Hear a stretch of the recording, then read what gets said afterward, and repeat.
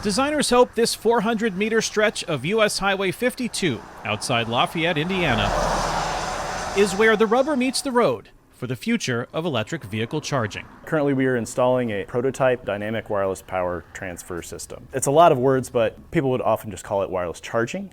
Aaron Brovant explains that the technology in the road his team at Purdue University is developing is like wireless phone charging. It's fundamentally the same idea, except on a much bigger scale.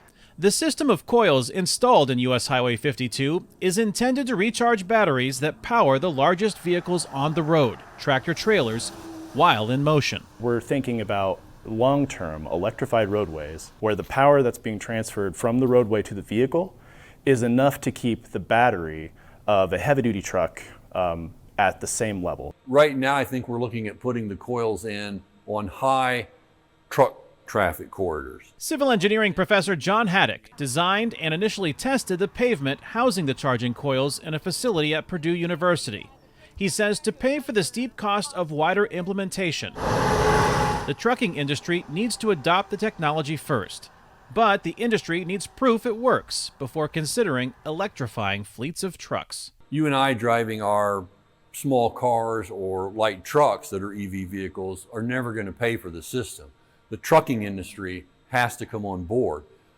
Personally, from what I've seen in talking and interacting with that industry, they're ready to come on board as soon as there's a product out there that they can have confidence in. Haddock says if this testing provides that confidence and eventually is deployed across the country, it would also change how consumers charge electric vehicles or EVs. If it were ubiquitous, meaning that it was pretty much everywhere, you wouldn't need as big a battery pack in a vehicle, and that would bring the cost of EVs down because a lot of the expense in EVs are that battery cost today.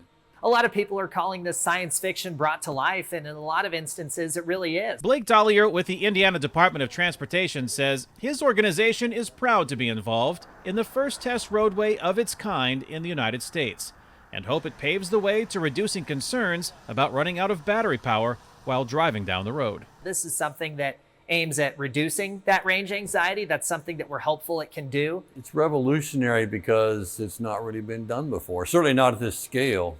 Purdue's John Haddock believes it could not only change how to drive, but also who drives, with the potential to accelerate autonomous vehicle technology along the way. This has the ability to be a transformative technology. It could change the way we move from point A to point B in the world.